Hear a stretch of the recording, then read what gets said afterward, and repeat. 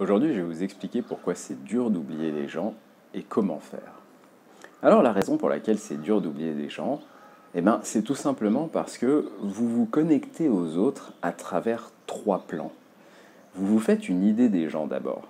Vous êtes attiré par quelqu'un, vous êtes intrigué par un personnage, et du coup vous imaginez comment il est. Vous vous faites une idée dans votre tête de qui est la personne. Mais c'est quelque chose de purement mental.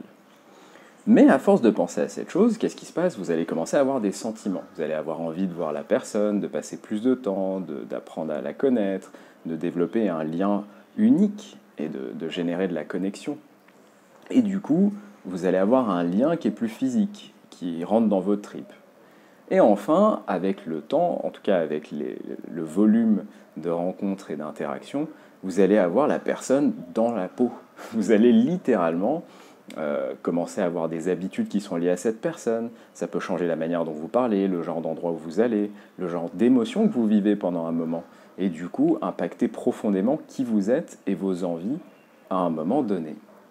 Alors, la meilleure métaphore pour comprendre ce qui se passe, j'imagine que c'est de penser au feu.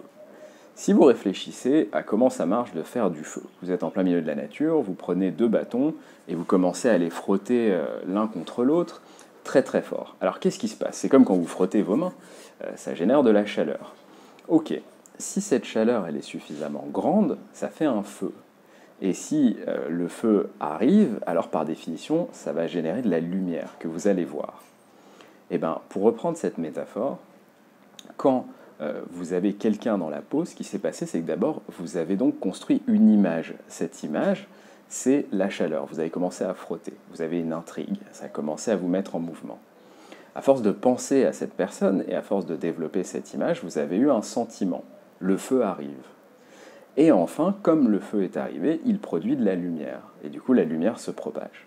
Le problème, c'est que la lumière, elle se propage même quand l'événement est terminé. Si vous réfléchissez aux étoiles dans le ciel, ce sont des astres qui sont morts, qui n'émettent plus rien, mais qui sont tellement loin que vous ne faites que recevoir la lumière maintenant qui a été émise il y a un long moment, très loin dans l'univers.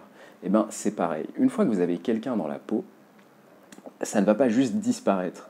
Donc même si vous faites une nouvelle image, vous vous dites « Ok, maintenant j'ai plus envie de cette personne dans ma vie, que ce soit un ami ou une relation, vous vous dites « J'ai plus envie de cette personne dans ma vie », eh ben, vous allez arrêter de produire du feu. Certes, vous allez avoir pendant un certain temps un sentiment différent qui vous dit non, en fait c'est fini, je veux plus. Oui, mais vous avez toujours la personne dans votre peau. Vous avez toujours les mêmes habitudes. Si par exemple cette personne était la seule qui vous faisait rire, eh ben, vous allez maintenant avoir un vide qui est que vous rigolez plus et vous avez envie de rigoler. Eh ben, ça, c'est l'étoile que vous voyez briller dans votre ciel.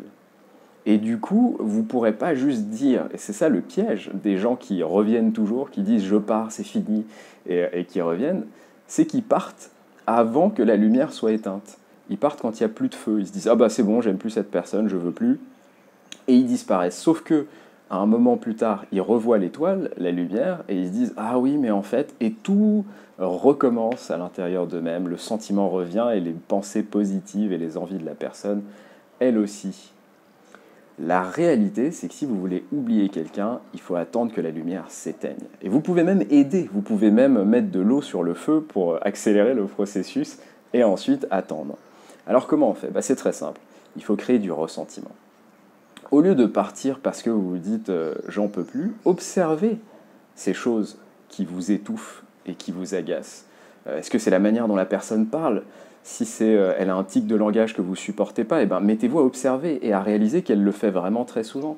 Est-ce que c'est une attitude? Est-ce que c'est son rapport aux autres?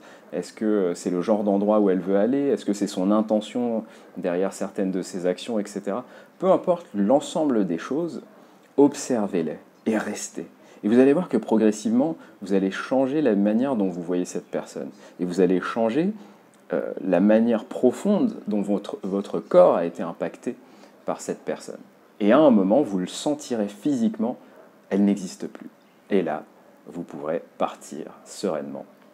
Et d'ailleurs, c'est très intéressant parce qu'il y a des gens, ça leur fait ça même avec la fidélité. Prenons le cas d'un couple, il y a des gens qui, quand ils sont en couple avec quelqu'un, physiquement, ils sont tellement impactés qu'ils ne peuvent même pas s'imaginer quelqu'un d'autre. Ils ne sont pas fidèles parce qu'ils sont loyaux et qu'ils pensent que c'est important. C'est parce que physiquement même, c'est comme si leur corps c'est programmé pour n'être que avec leur partenaire. Et le jour où ils ressentent de l'attraction pour une autre personne, ils savent que c'est définitivement fini. Voilà un exemple parfait de tout ce que je viens de vous raconter.